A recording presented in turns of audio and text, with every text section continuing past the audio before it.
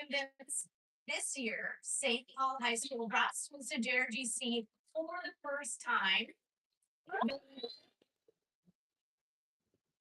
And this is exciting to see what they learned from the conference and how they implement it when they get back to campus.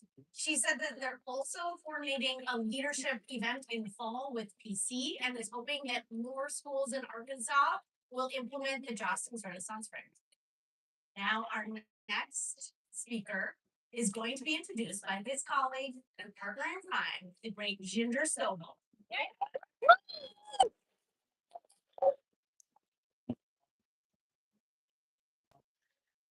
He is an assistant principal. He's an AP statistics guru. We all know him as a school culture expert, and he's my friend.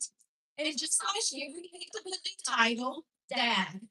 So, to help me with this introduction, I'm going to throw it all the way to Henderson, Kentucky, Henderson County High School. Millie and Mattingly, take it away.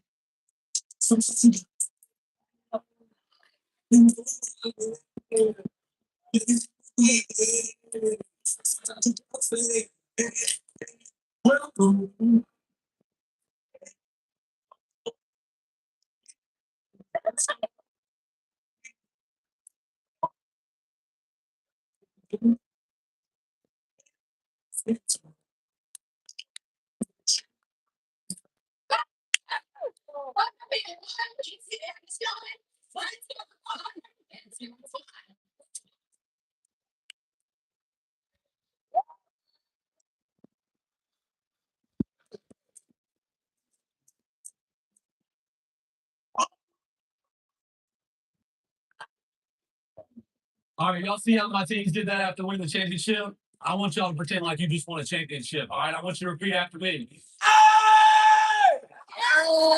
Hey!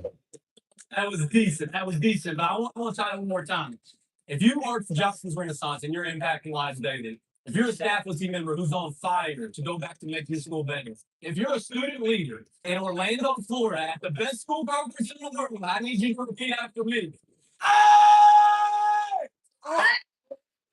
All right, I feel a whole lot better now. Y'all on the same page as me. I had to get that out. I'm so excited and honored to be on the stage with you all today. Because here's the thing. You all sitting in this room, each and every one of you, you all are Renaissance.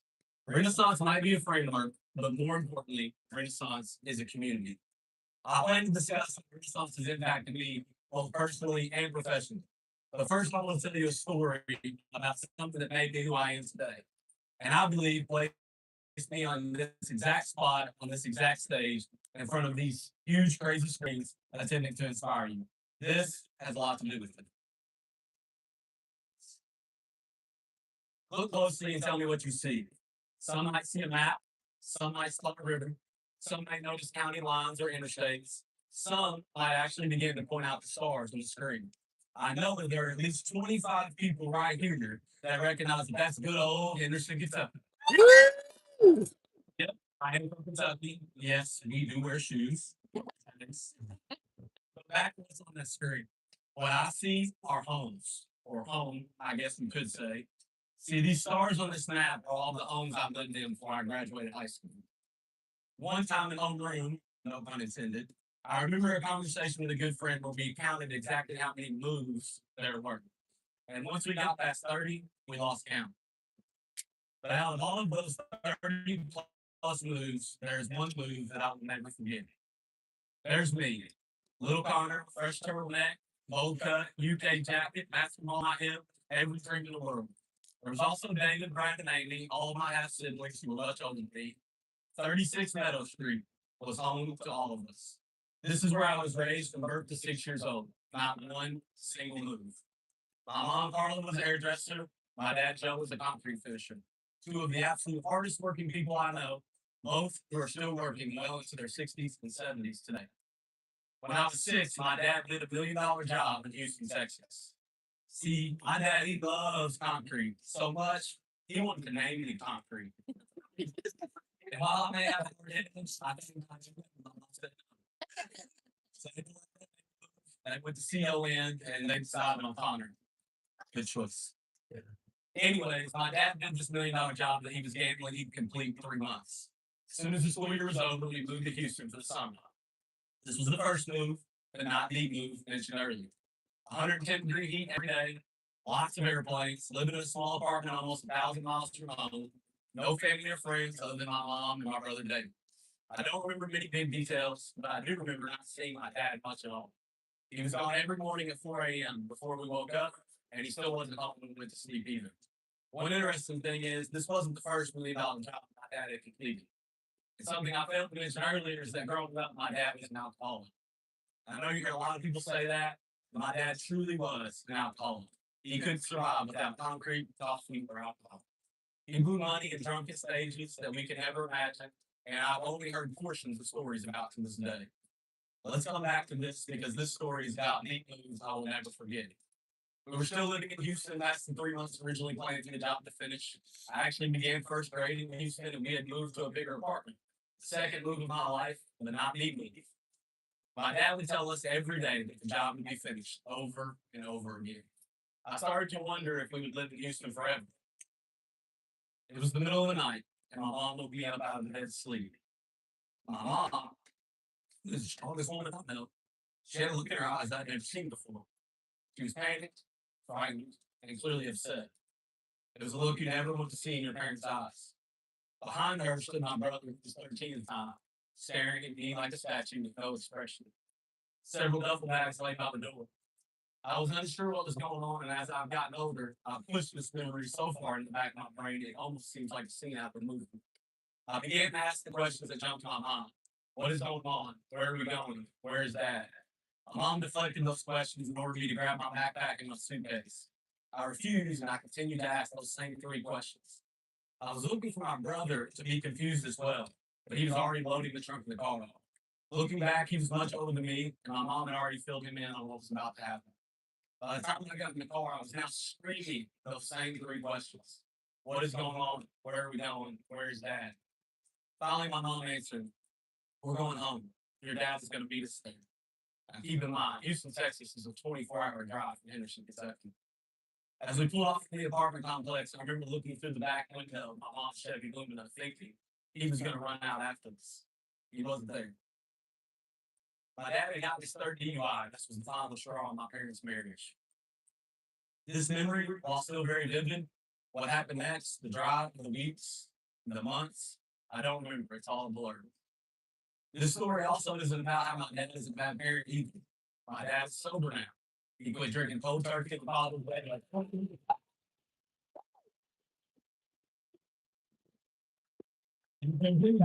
that loves Millie as much as I do. It's definitely him. This story is about how this move changed my life and my definition of home. After my parents' divorce, financial stability was no longer certain. 2 homes, mom's house, dad's house, where are you staying this weekend?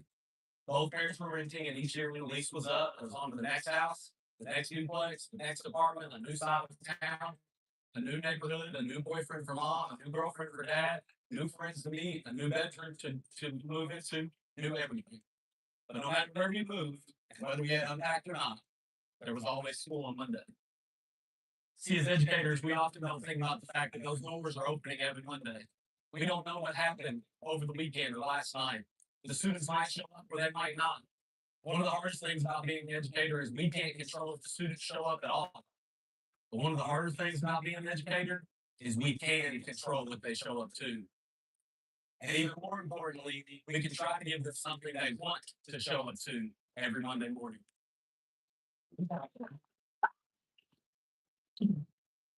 Never in years when I was in high school, I thought I'd be a teacher, let alone an assistant principal. I spent time in the assistant principal's office. I like school. I love school. I was really good at that. But without the consistency of school and teachers who cared for me, I 100% would not be where I am today.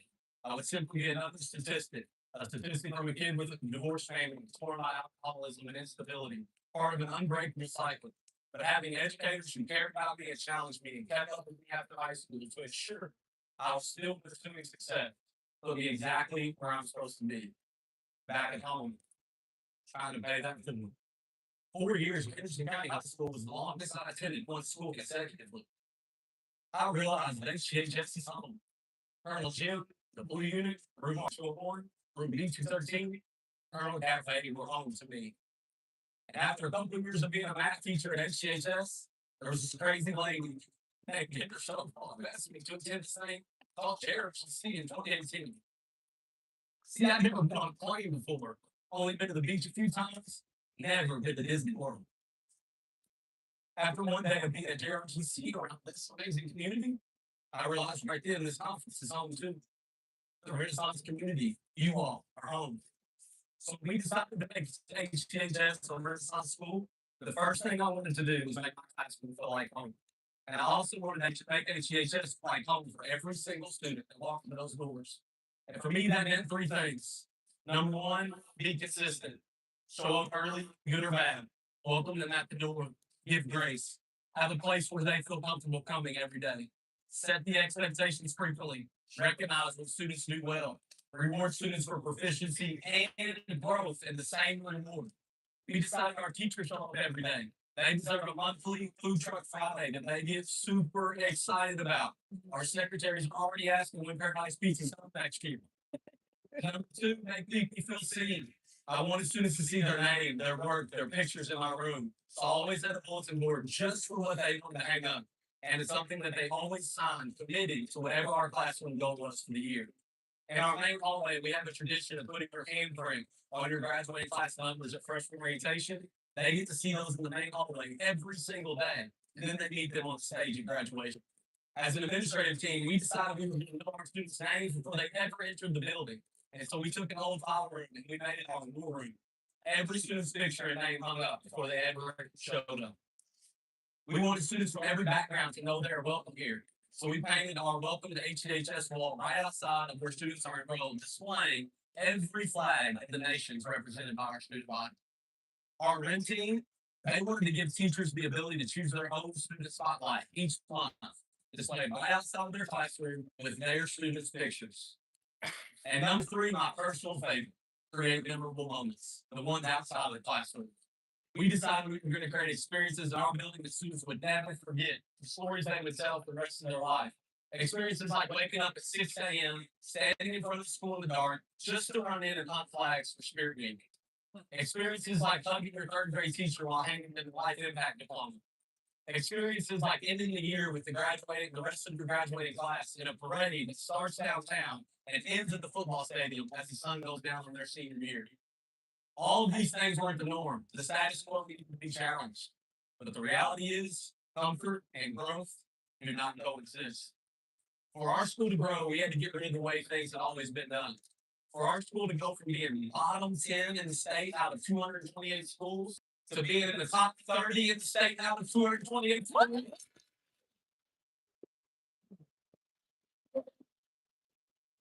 You have to start by pouring the foundation of culture.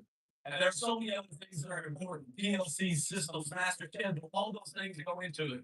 But it starts with pouring the foundation of culture. And for me, that felt pretty familiar because I know a thing or two about pouring concrete. I started pretty young. First, you got to dig in. You don't pour over what's broken.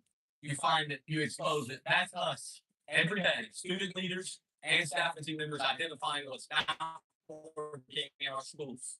Second, you set the structure, forms, rebar, a plan. That's our systems, our traditions, our expectations. And then it's go time. The truck shows up and the concrete starts pouring fast. So you throw on your rubber boots, you jump in 2 feet first.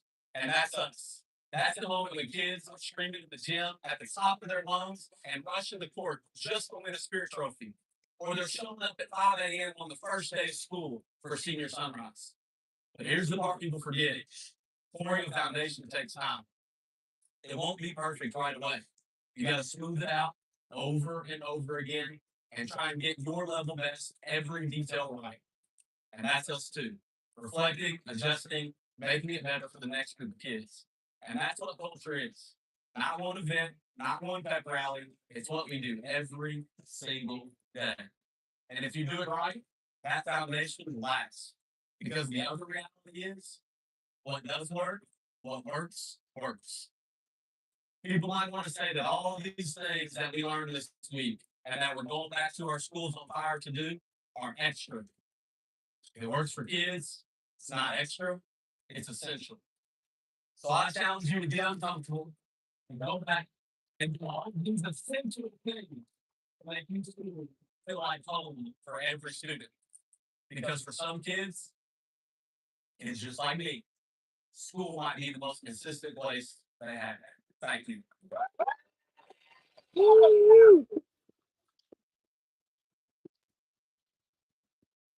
Actually, before I leave the stage, I gotta do this one more time. For one time, just one more time, so y'all join me. If you're ready to experience the best day of the year with RenTalk, so RenTalk's reality and fitness champion Morgan Taylor, with all those breakout sessions between PC and friends, I need you to repeat after me. Hey!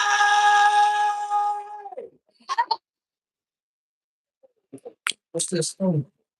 Yes, it's the light that's the